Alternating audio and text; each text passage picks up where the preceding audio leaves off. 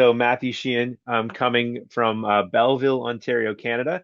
And before I even start my presentation, I want to just share the shirt. I purposely wore this shirt today that says "Every Child Matters" and as an orange shirt because Tuesday, September 30th in Canada is the National Day for Truth and Reconciliation, acknowledging the harms and what we need to do to move forward about Canada's treatment of its Indigenous peoples historically and systemically today, which actually connects to my presentation, which was which I'm going to get into right now. So I'm going to ask, hold on a second here. Can everyone see my screen okay? Still loading. Okay, now we see. Great. Okay. So I actually kept this presentation very similar to its original presentation because my co-presenter for the original project was a colleague of mine named Troy Miracle, who is a Mohawk of the Bay Quinte. He brought the Indigenous knowledge to our presentation, and I brought the access points through drama. So this project was geared towards educators actually, and we titled it "Decolonizing Voice. Whose voice is it?" And so in Canada, one of the biggest things we have through our Truth and Reconciliation Commission calls to action, which was released in 2015, were ways in which all people in Canada, whether you're Indigenous, non-Indigenous, newcomers, identify as settlers, can work toward decolonizing our curriculum, elevating and infusing and embedding voice and learning to help create a better path forward together. And one of the biggest barriers for a lot of people is that our human resource wise, our education system is still predominantly a lot of white settler teachers. And there's a fear about doing things in a bad way. And so, though people might want to do well or want to change their practice, the one thing is that they get held back by not knowing certain access points. So, this particular workshop was geared toward showing educators how to elevate voice without appropriating voice or appropriating culture. So I want to talk a little bit about the genesis of the project. So there were two organizations that really came together to create this project. And so the First Nation, Métis, and Inuit Education Association of Ontario, which is the subject association that works to meaningfully raise the voice of Indigenous educators and Indigenous content, through their then chair, Jody Williams, reached out to my friend Troy, who then they reached out to me, who at the time I was the president of the Council of Ontario Drama and Dance Educators, and we talked about a way in which we could take a project that Troy and I worked on that was canceled. We originally put this together as an interactive workshop for an in-person workshop that we were going to do in Toronto, Ontario, but then for some reason in July 2020, when we were supposed to present that in-person workshop, the world shut down. Now we don't need to talk about why the world shut down at that time. So we took the workshop that we originally created for in person and we created an online webinar that was interactive. And I will talk through portions of it today. I was originally presenting this as a workshop, but then I realized that a lot of what we're going to discuss is in a Canadian context and Canadian government slash with Indigenous peoples context. So I'll talk through what we did with those educators to try to get them to meaningfully bring in this content through a drama lens in their classrooms. So I want to talk a little tiny bit before we get into the drama around why education for reconciliation is necessary. And before I even get into the history, we have a tendency in Canada. We have something. A lot of people do land acknowledgements before events, and what that means is that they often identify like traditionally whose lands they're on and thank those people for for being stewards of the land and from mainly from a historical lens. And the Council of Ontario Drama and Dance Educators Code, we decided to take our land acknowledgement and make it a call to action. And so what we do through what we ask of our members in their drama and dance practices is ask them like how are they actively working toward truth and reconciliation with Indigenous peoples through what they're doing. So it's not merely enough to say, you know, hey, this was your land. Thank you so much. It's what are we doing to decolonize? What are we doing to work toward meaningful land back? And what are we doing to reconcile with Indigenous peoples? So, to give a little bit of historical context, in 1876, only 9 years after Canada became the Dominion of Canada, we there was legislation that called the Indian Act, which is actually still in the books and still law in Canada. And it was a separate set of laws that regulated the lives of Indigenous people. And it actually took Indigenous people down from hundreds of different groups of people across Turtle Island, or what's now geographically known as Canada, and put them all in one category. The term Indian obviously is a derogatory term that we do not use, but it is still um, law in Canada. So when referring to the Indian Act, we still refer to the Indian Act of 1876. It has been amended several times, but it's still law in Canada. The residential school system is something that we'll address very quickly. And it was a system in Canada that lasted up until 1996 when the last school closed, that where students were removed, children, sorry, were removed from their families and put in schools far away and had to stay at those schools where they did not speak their language, they did not practice their culture, and it was an assimilation tactic by the government to make those Indigenous children more westernized. And during that time and alongside that time, there was something called the 60s scoop, where children were removed from families and put in foster care with predominantly white families, removed from their culture and removed from those connections that from their in their past and their ancestors. And still to this day, even though we're working super hard through education to fill this gap, there are deficiencies in the education system, and we see a lot of initiatives starting and stopping and stalling out and restarting to try to address these historic wrongs and these ongoing colonial systems. The education system itself was one of the largest tools of colonization in Canada. I myself didn't know what a residential school was until after I started teaching, and I was in high school when the last one closed. We were not taught these things, and we controlled heavily the story that was told. And so that's why this education reconciliation is so necessary. So, why drama when it comes to embedding an Indigenous learning model?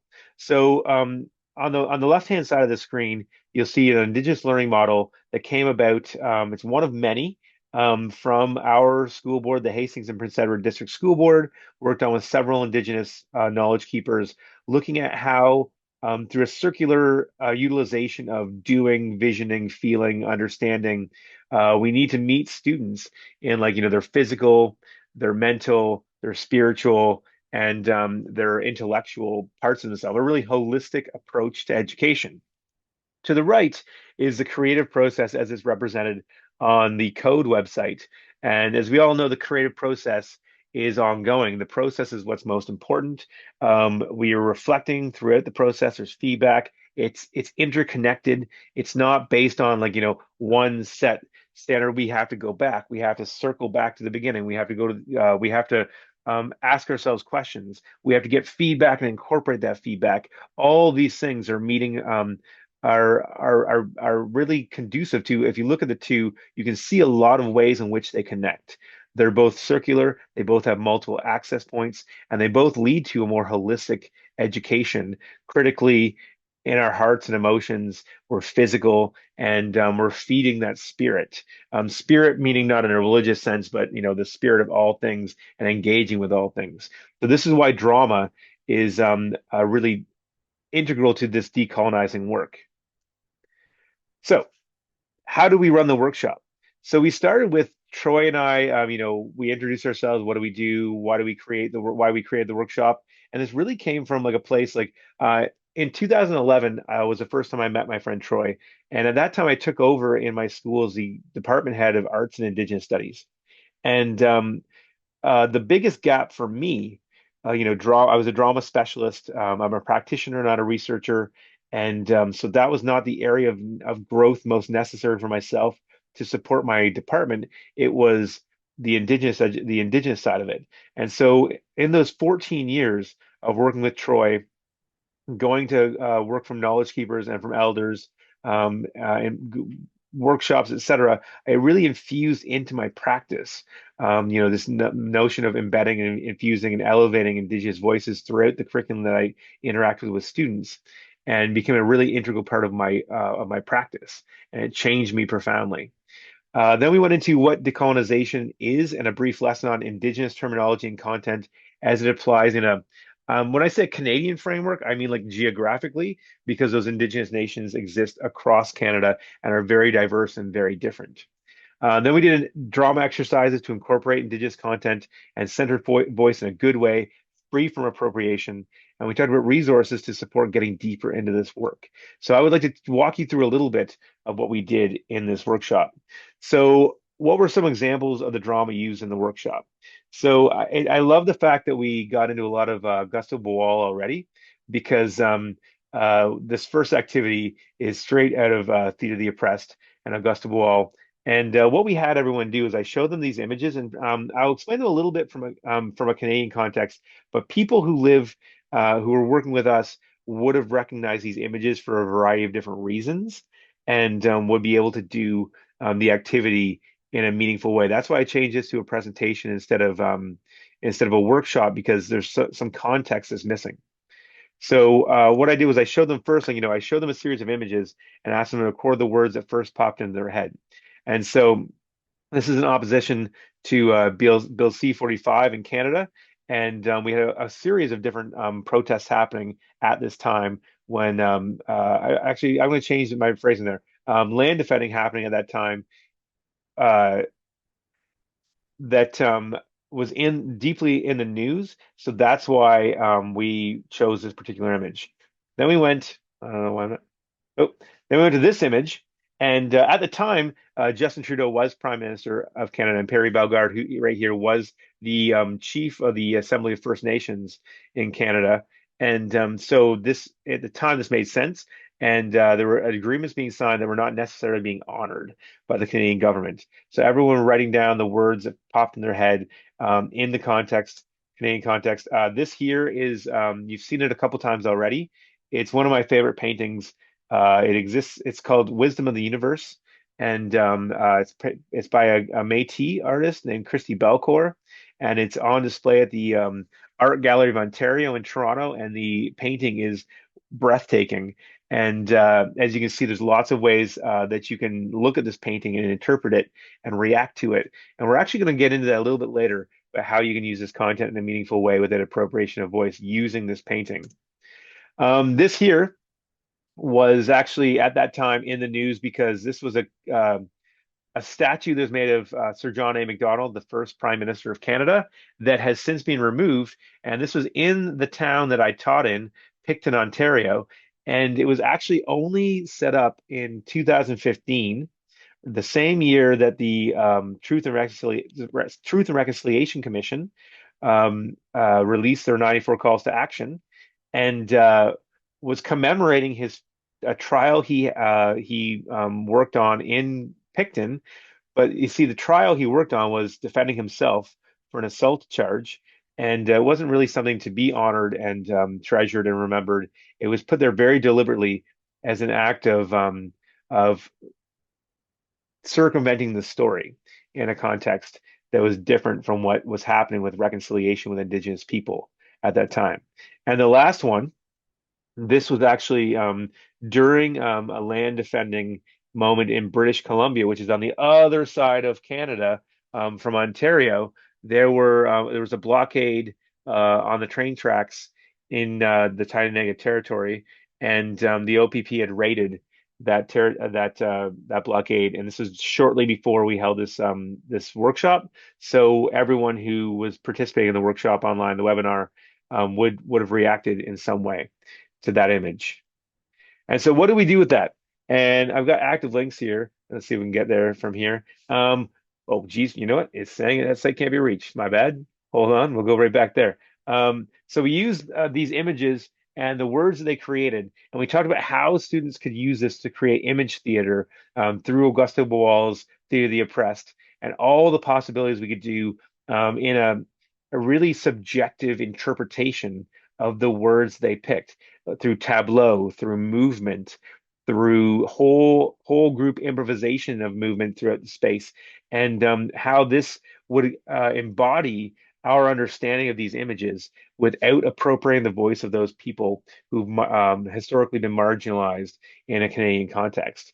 We didn't have a lot of time to get into newspaper theater um, in the presentation, but I'm waiting for it to load here. Let's hope this link works. I checked out my links before this presentation, and they were working. I promise you that before we started chatting.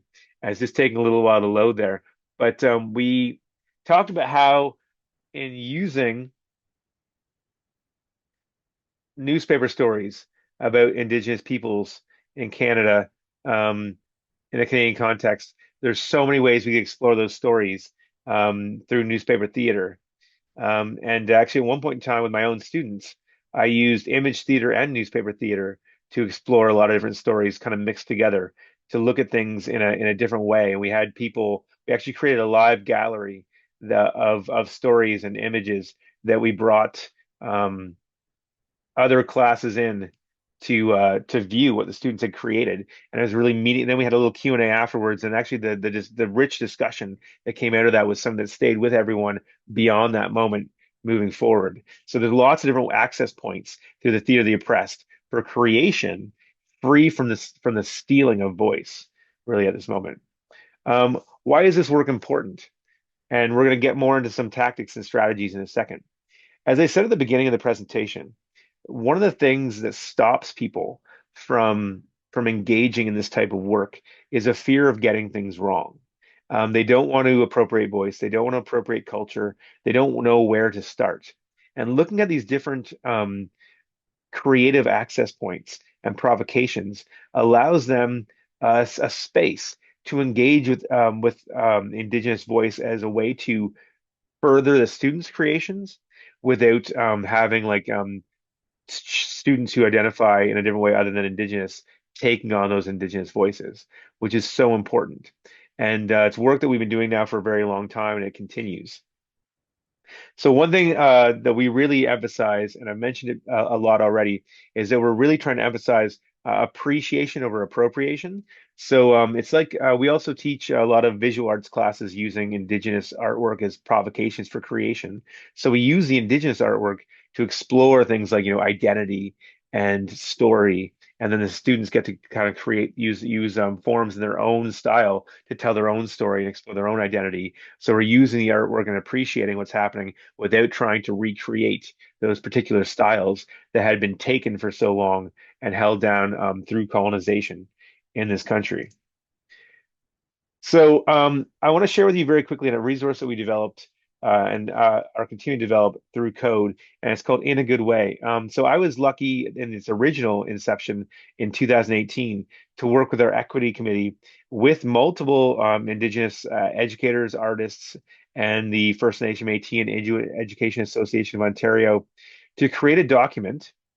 Let's see if we can get there, where what we looked at. That's loading here. Were kind of guidelines and suggestions about meaningful implementation of Indigenous content. We're not going to read through this whole thing. It would take longer than we need to. But the idea being that we share this document to our membership, and they they can look at some ways in which we can incorporate Indigenous voice and content in a good way, in with community, with Indigenous people, not in place of and for Indigenous people. And actually, right now, the thing is that everything is a living document. We are actually actively revamping, revising, and editing and revisiting the In a Good Way document. So it's being updated as we speak right now, and we'll have more meaningful contemporary connections and resources and perspectives. So another activity that we did with the participants, and again, so this would be in more of a Canadian context, is that we did a little bit of a writing activity that we'd use for like a choral piece or like a choral movement piece for like a corridor of voices activity where they wrote a letter from like today to Sir John A. Macdonald in reaction to a quote from the Prime Minister of Canada. And what I like to do with my students is think like, that we can build like a time machine. So again, like we're trying to stay within the realm of not appropriating voice, but reacting and creating based on what we're learning. So if we have like a time machine where these letters that we create, basically we're thinking like, oh, we could send them back, and Sir John A. Macdonald can see them during the time of colonization. That's like, it's coming from them in reaction to things that they're learning.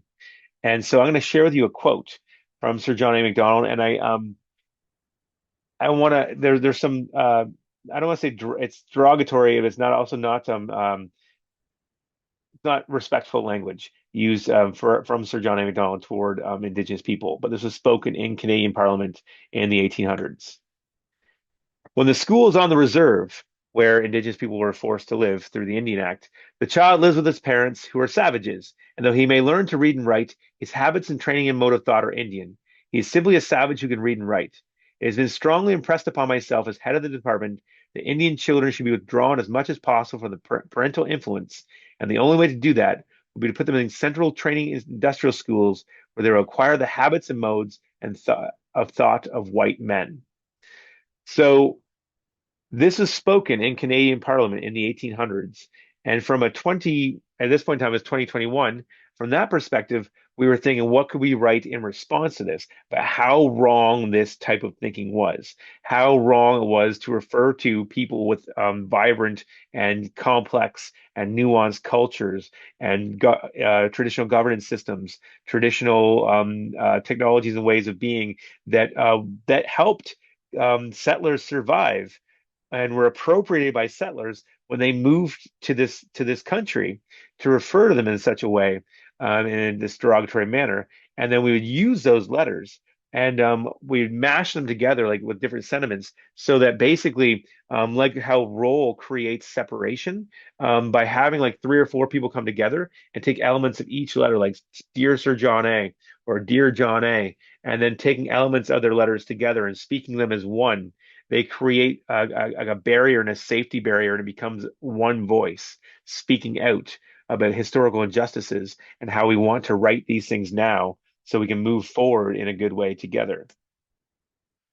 Another example, and I'm going back to this painting the wisdom of the universe as provocation, comes from an activity I did during unfortunately, the time of COVID when we were all online in this format, trying to create meaningful activities for students. And drama was a tough one when presenting online with students. And so one thing I did was I worked on with this painting. So this painting actually is recreated in Picton, Ontario, where I teach, on the back of a Christian church as a form of the church trying to reconcile with Indigenous peoples. And what we did was the students took this and they told me we did a whole bunch of brainstorming around what we see, what we think, and everything else, and then they had to distill everything down to one lesson that they can pull from this painting, Wisdom of the Universe. And one student, a former student of mine, Alice Graham, and I have her permission to share all of this stuff. That's why her stuff is here. Created a video children's story called Gavin's Purpose, because what she came up with was that everything in the universe has a purpose. Everything has a place.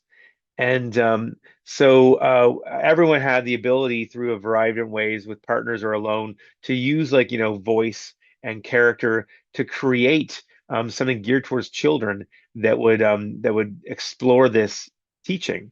So in hers, it was a rock. And just in essence of time and technological things, I'm not going to show the whole video. But she explored through images and through voice and through character work how this rock ended up being valuable and how it had a purpose in the world and all the things it interacted with on the farm that she lived on and how every single thing had a purpose.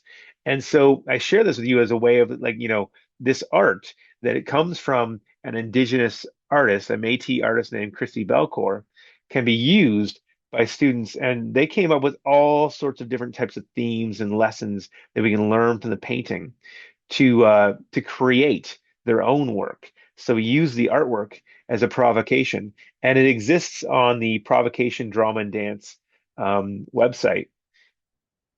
right here under Gavin's purpose. And so that you can w watch the whole video.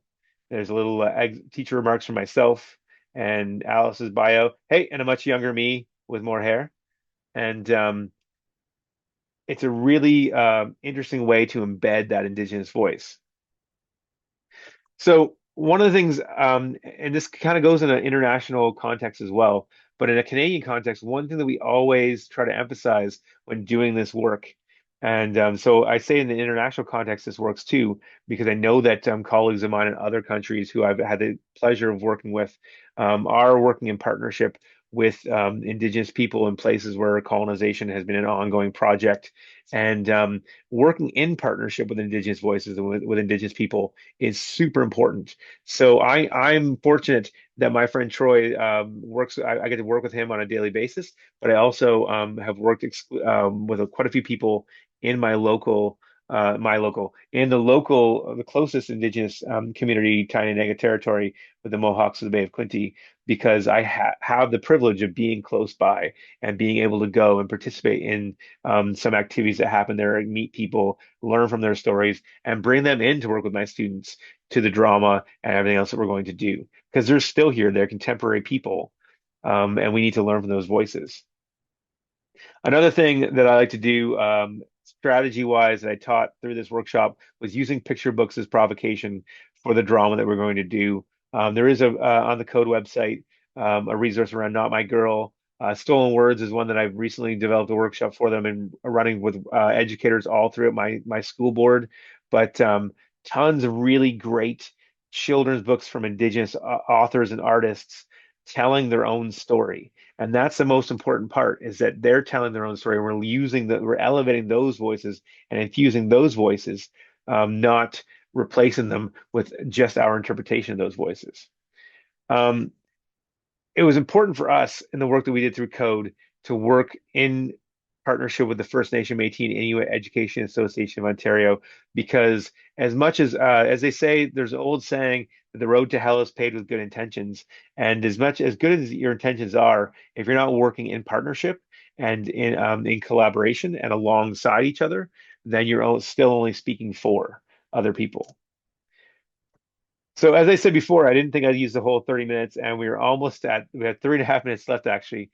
But I do want to say thank you for this opportunity. And in using the language of my closest neighbors, the Mohawks of the Bay of Quinte, Niawe, which means thank you. And I appreciate being able to be here today to share this presentation. And I look forward to if there's any questions at all.